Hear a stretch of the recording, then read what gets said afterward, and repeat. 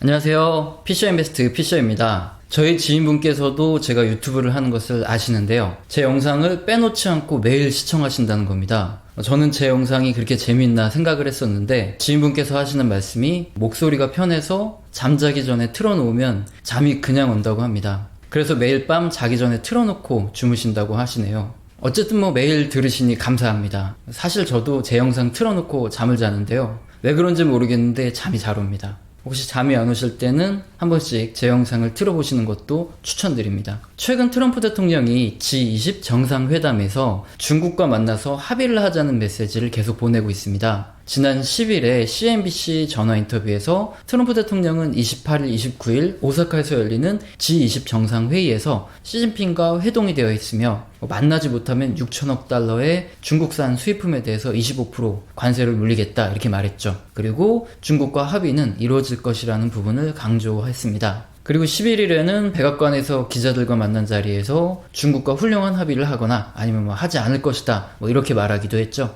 G20 회의에서 미중 무역 합의가 타결될지 결렬될지 아직 아무도 알 수 없습니다. 하지만 현재 시장 참여자들은요, G20 회의에서 완전히 결렬 없이 대화가 지속되고 미국의 고율 관세는 그대로 부과되는 미중 무역 합의가 그냥 장기화되는 이럴 가능성에 대비해서 지금 중국의 부양책 및 미국의 부양책, 그러니까 미 연준의 기준금리 인하 등 이런 부양책에 더욱 집중하고 있습니다. 하지만 우리는 경제지표를 근거로 대응합니다. 주요 경제지표들 다수에서 경기 둔화 및 증시 하락을 예견하는 이런 지표들이 나타나기 시작한다면 양국의 부양책에 상관없이 경제지표에 따라 포트폴리오를 조절하고 있는데요. 다른 글과 영상에서 제가 모니터링 해드리는 경기 둔화 및 폭락을 예견하는 이런 부정적인 지표들이 하나씩 늘어날수록 채권의 비중을 늘려가는 이런 전략을 취하는 것이 가장 현명합니다. 자, 일단 중국의 경기 부양책부터 한번 살펴보겠습니다. 미중 무역 갈등이 확대되면서 중국의 경기 부양 조치가 강화되고 있는데요. 첫 번째가 신규 차량에 대한 번호판 추천제 중단입니다. 현재 베이징, 상하이 등 주요 중국의 대도시에는 교통난과 대기오염을 방지하기 위한 번호판 추천제가 시행 중에 있습니다. 추첨을 통해서 번호판을 부여받은 사람만 차량을 운전할 수 있고요. 만약에 번호판에 당첨되지 않은 사람은 차량을 구매하고 싶어도 번호판이 없으니까 운행을 할 수 없는 거죠. 자, 그러나 최근 중국 국가발전개혁위원회는 지방정부의 신규 차량에 대한 구매 제한 정책을 실행하지 말 것을 지시한 것으로 전해지고 있습니다. 이렇게 중국 정부의 자동차 구매 규제가 풀리면서 3분기부터는 중국 자동차 소비가 급증할 것으로 예상되고 있는데요. 최근 중국 정부는 우리나라의 부가가치세 개념인 증치세를 인하했음에도 불구하고 지난 4월 중국의 소매 판매 증가율이 7.2% 감소하는 것으로 이렇게 낮게 나왔는데요. 이렇게 증치세 인하가 제대로 먹혀들지 않기 때문에 중국 정부는 소비 경기 부양을 위한 추가적인 조치를 계속 내놓는 것으로 판단하고 있습니다. 두 번째 중국 정부의 부양책은 지방정부 특수채 투자 대상 확대입니다. 10일 중국 국무원은요, 지방정부 특수채 발행 및 프로젝트 자금 조달을 순조롭게 이행하기 위한 통지를 발표하였는데요. 자, 이 조치는 중국 지방정부가 특수채 발행으로 조달한 자금을 관련 프로젝트의 SPC에 투자 활용할 수 있도록 허가하는 것입니다. 그동안 지방정부 특수채 발행으로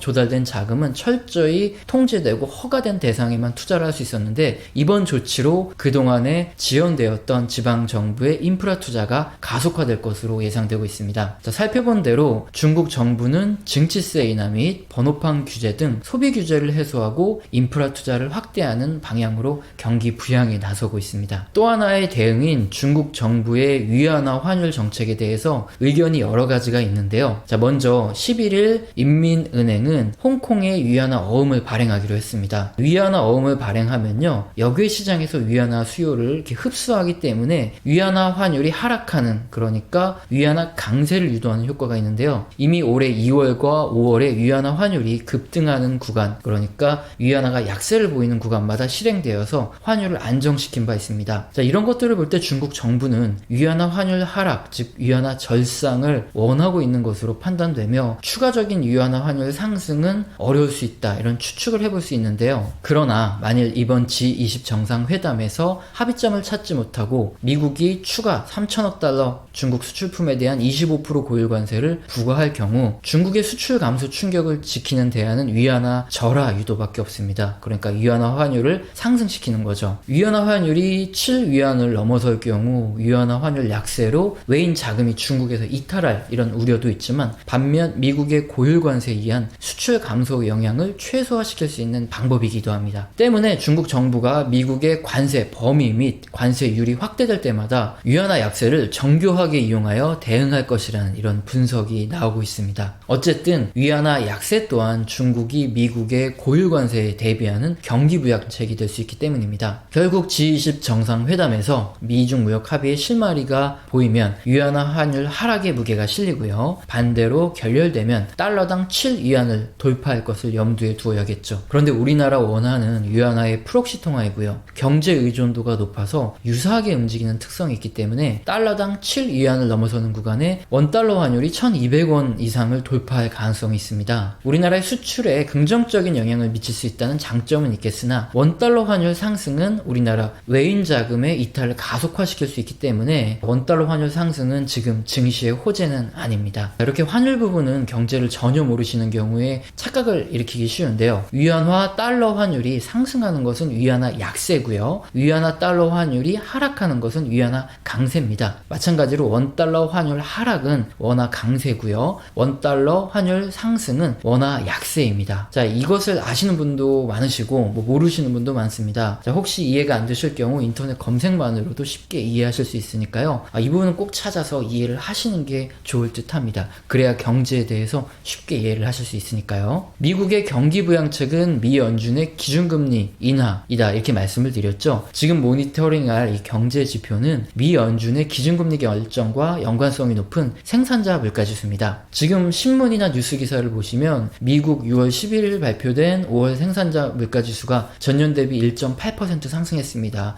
이런 내용이 가끔 나오는 것을 볼 수 있는데요. 자, 그런데 이런 뉴스를 볼 때 미국 생산자 지수가 대체 뭐지? 그리고 대체 내가 왜 알아야 되는데 왜 이렇게 뉴스까지 나오는 거야? 이런 생각이 드실 수 있습니다. 미국 생산자 물가지수는 사실 경기 흐름과 투자 판단을 내리는데 상당히 중요한 경제 지표인데, 경제 지표라는 것 자체가 생소하고 어렵죠. 그래서 제가 미국 생산자 물가지수가 무엇이고 실전 투자에 어떻게 적용하는지 핵심만 간결히 설명드리겠습니다. 우선 지금 그림의 검은색 선이 미국의 생산자 물가지수입니다. 그리고 붉은색 선이 미 연준의 기준금리인데요. 붉은색 제가 박스를 친 구간을 보시면 1999년 생산자 물가지수가 상승하는 시기에 미 연준의 기준금리도 올랐고요. 다음으로 2004년부터 생산자 물가지수가 상승하는 시기에 역시 미 연준 기준금리도 올랐죠. 그리고 마지막으로 2016년부터 생산자 물가지수가 상승하는 구간에 미 연준의 기준금리도 오른 것을 볼 수 있습니다. 자, 물론 2009년도부터 2011년 생산자 물가지수가 상승하는 구간에 미 연준 기준금리는 오르지 않았지만 그 외 다수의 구간에서 생산자 물가지수가 상승할 때 미 연준 기준금리가 올랐던 것을 보실 수 있습니다. 이렇게 움직이는 이유는 생산자 물가지수가 1차적으로 기업의 상호 간에 거래되는 공장도 가격, 그리고 출고되는 가격을 지수화한 이런 지표이기 때문입니다. 원자재 가격이 만약에 올라서 공장 도매 가격이 오르면 이것은 소비자들에게 판매되는 소비자 물가 상승으로 연결이 됩니다. 또 반대로 공장도 가격이 떨어지면 소비자 가격도 내려가겠죠. 그래서 그림을 보시면 생산자 물가지수가 소비자 물가지수에 약간 선행하면서